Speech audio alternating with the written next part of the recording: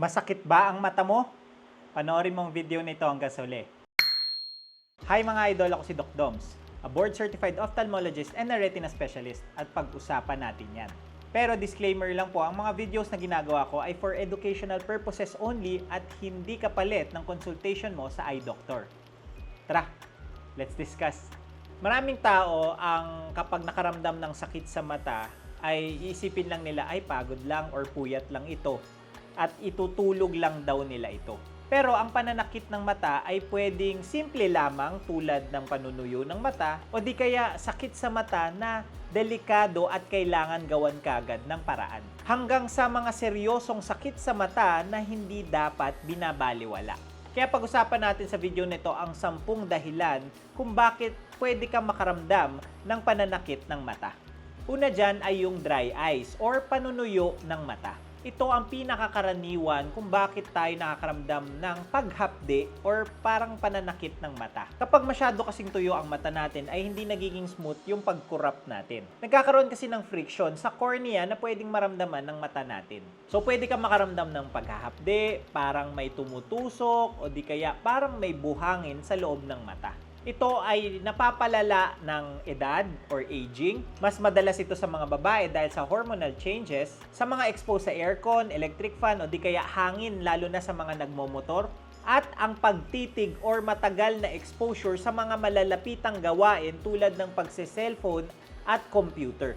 Ang maganda naman dito ay madali lang ito gawan ng paraan. Ang pagkurap-kurap at pagpahinga ng madalas mula sa exposure sa mga malalapitang gawain tulad ng pagse-cellphone at gadgets. At ang pagpatak ng artificial tears or lubricants para matulungan ng mata natin na hindi magtuyo kagad. Pangalawa ay pwedeng may napasok talagang puwing sa loob ng mata. Siyempre, masakit ito para sa ating mga mata kasi dapat walang puwing sa loob ng ating mga mata. Kahit maliit lang ay pwedeng magdulot ng napakatinding sakit. Yung iba nga, sa sakit ay hindi na sila nakakatulog. Ang karaniwang simptomas ay parang may tumutusok sa loob ng mata, pagluluha at pamumula. Yung iba, masakit ang pagkurap or hindi na nila mabuksan ang kanilang mga mata.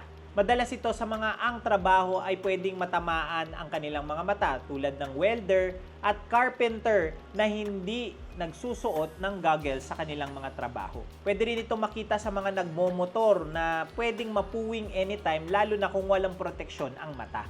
Maaari ngang may puwing or foreign body na nakabaon sa cornea na talagang magdudulot ng matinding sakit.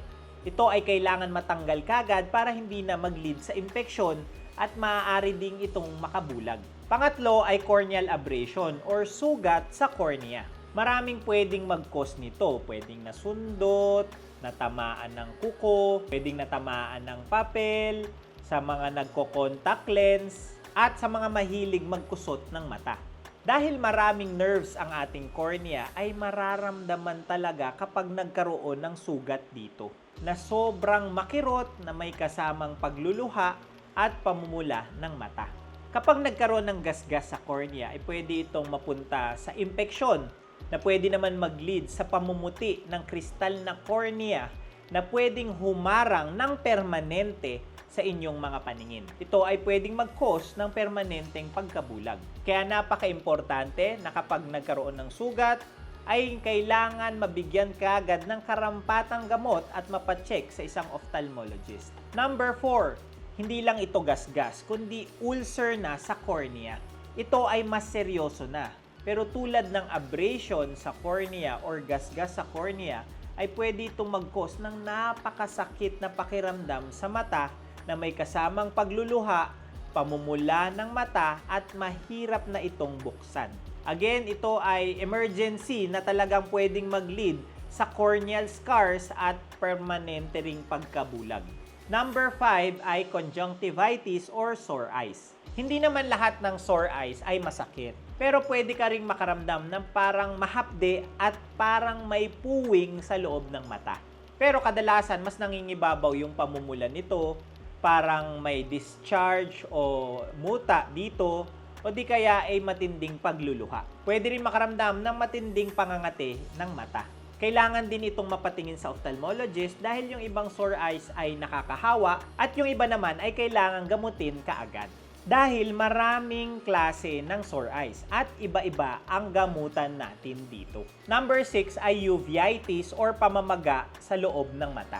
Ito ay ang pamamaga sa mata na pwedeng may pinanggalingan sa ating sistema. Pwedeng makaramdam ng sobrang sakit ng mata, pagkasilaw, pamumula, paglabo ng paningin, na pwedeng maugnay sa mga sakit sa katawan tulad ng mga autoimmune diseases at ibang impeksyon tulad ng tuberculosis. Hindi sapat ang simpleng eye drops lamang.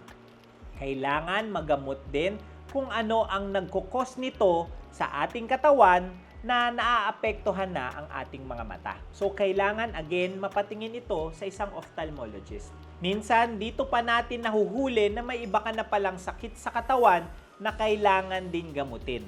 Number 7, ito medyo seryoso dahil pwede rin itong makabulag kung hindi maagapan. Ito yung tinatawag na acute angle closure glaucoma. Biglaan ang mga simptomas nito at ito ay isang true emergency ng ophthalmology. Pwede ka makaramdam ng matinding pananakit ng mata, pananakit ng ulo, paglabo ng paningin, pamumula ng mata, pagsusuka at parang naduduwal. Ito ay dahil sa biglaang pagtaas ng pressure sa loob ng mata na talagang pwedeng mag-lead sa pagsakit nito. Kapag hindi naagapan ang mataas na pressure sa loob ng mata, ay pwede itong mag-lead sa pagkasira ng optic nerve at mag-lead sa permanenteng pagkabulag. Dahil once na nasira na ang optic nerve ay hindi na ito maibabalik pa. Number 8 ay optic neuritis. Ito ay problema or pamamaga ng ating mga optic nerve.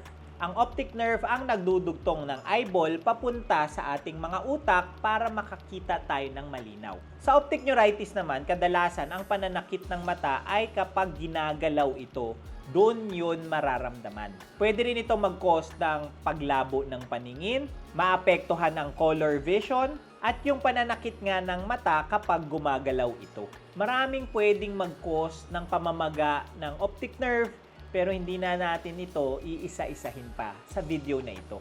Ang importante ay alam nyo na kapag may naramdaman kayong sakit sa paggalaw ng inyong mga mata na may kasamang paglabo, ay kailangan ipacheck ito kaagad.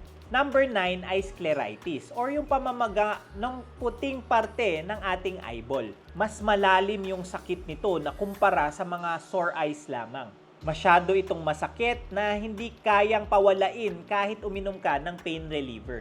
Masakit ito kahit hindi ka gumalaw or kumurap. Tulad ng uveitis ay maaari rin itong konektado sa mga autoimmune diseases or mga systemic na problems. Isa rin itong seryosong kondisyon na hindi lamang mata ang kailangang gamutin kundi yung sakit din sa katawan.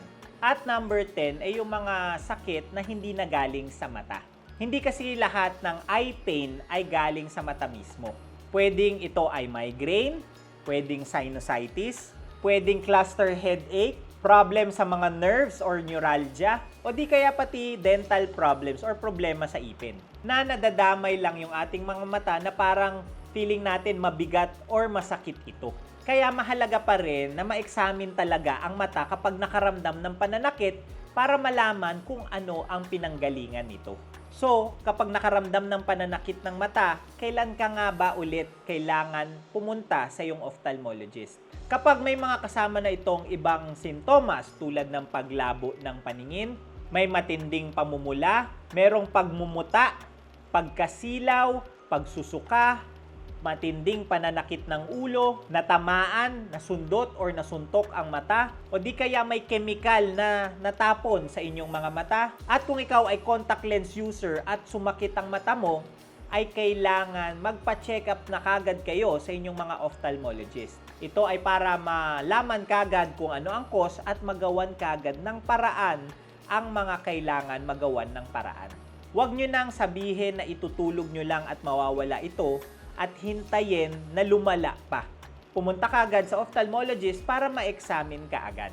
Tandaan mga idol na hindi lahat ng pananakit ng mata ay simple lang ang dahilan. Dahil maaari itong senyales ng mga matitindi at seryosong sakit sa mata na pwede ring makabulag. Mas maganda na ipatingin ka agad at madala ng emergency kaysa magsisi sa huli na hindi kaagad ito nagawan ng paraan. And that's it for today's video. Sana may natutunan kayo at mas naintindihan nyo na yung mga iba't ibang causes ng pananakit ng mata. Don't forget to like, comment, follow, subscribe, and hit that notification bell for more medical and eye contents. Kung may mga questions kayo ay i-comment nyo lang below at baka masagot na natin yan sa mga susunod na videos natin. Ngayon, mas may alam ka na. Ako po si Doc Doms, your idol. See you on our next video at ingatan natin ang ating mga mata.